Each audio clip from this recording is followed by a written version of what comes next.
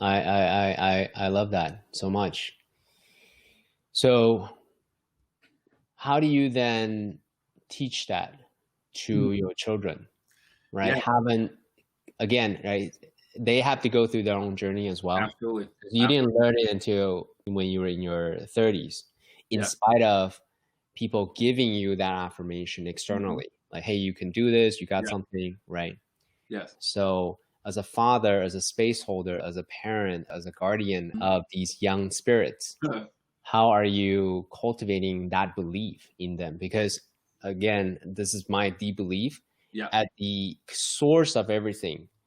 If you believe that you are someone of contribution and Yeah. value, that Yes. is the beginning of Yes. whatever great things you want to do in your life. Yeah. But if you don't have that, if you believe that you're worthless, Yeah. no amount of external success, trophies, money in the bank, That's accolades is gonna make up for the void that you have within yourself, right. right? So the source of a truly successful and fulfilled life, in my mind, Mhm. is that core belief. So Yes. how are you helping your kids to believe that? Yeah. So I'm glad you asked that because I'm in a very interesting time right now. So my son growing up, he's 26 now, doing some amazing things. I'm jealous of his life. It's funny, but I remember when he was growing up, I would whisper, I would always tell him, "Son, you're a leader." I just I didn't know exactly what to do, but son, you're a leader. And so I'd whisper it to him when he was on his way to sleep. And I would, whenever opportunities arose where it confirmed or looked like, pardon me, leadership, I would affirm him and say, "Hey, you're a leader. I mean, this is an example." And then when I needed to use it to also nurture the idea of, in my mind at least, of things I didn't want him to be a part of, I'd explain the reason why not. It's because you're a leader, and if you went and did those things, that doesn't move things forward positively. But I remember when he was 12 or 13 years old, I was talking to him. He says, "I'm not a leader. I'm not a leader. Why are you always telling me this?" And I Why are you laughed. burdening me with this responsibility I didn't want in the first place? Yeah, yeah. I laughed and Mm. laughed and laughed and laughed and laughed. And now at 26, he's a professional DJ. He's a professional coder. He has 2 degrees in finance and econ. He's climbed Mount Kilimanjaro. He's doing all these amazing things. People want him on his podcast all the time. He's read The Law of Success by Napoleon Hill and took notes all the way through. I mean, he's reading more now than he did in college. And so that worked out well. Then there's my second daughter, Zion. We're allowed to like our birthdays are about 10 days apart. And it just wasn't as difficult. It wasn't as difficult to really nurture that. She just kind of, it took a while, but she began to develop it kind of through watching me more than me having her do the same thing. So stepping one step back, when my son got in trouble as a teenager, I would, the discipline for him had moved towards, I'm going to make you read a book by someone you respect around the concept or a principle you broke so that maybe their words can help you build. So that was how I nurtured and built that in with him.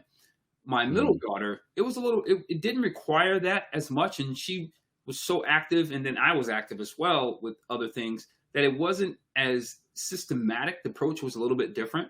But when I talked to her about things, she'd go, "I know, Dad. I watch you." And I was just kind of like, wait, did she actually get that principle from watching me or is she just trying to smooch me over? But that Mm. happened so many Placating you. times. Right. Yeah. And then I see her excel at something or not let go of something. I'm like, oh, she did get it. She got it from watching me. So it's like, okay, well, great. So I shifted, to her because I understood they're all uniquely different. And then there's my last one, who's amazing. Amazing. She's 14 now. Me trying Mm. to force her to read, it's not working, CK. I don't know what to do. I don't know what to do. I failed now. No, we're still working. I'm learning what works for her because the things that work for the Mm. other two, they don't work for her, man. And she's brilliant. Like she's been a straight A student 6 years in a row. She's an artist. She's a dancer. She can sing. She has so many skills and talents. It's literally, we all think she could potentially run a small country someday. Like literally, no exaggeration. Mm. Mm. But how I'm nurturing her is still a work in progress. I haven't figured it out. Thank you for sharing that. Yeah. I'm not a parent yet, but it's something that I think about because I have a lot of friends who are parents, and then they Yeah. share with me what they're doing as a way to not repeat what their parents did or reinforce what their parents did, right? Mm-hmm. So I so appreciate this conversation. Yeah, the constant So journey.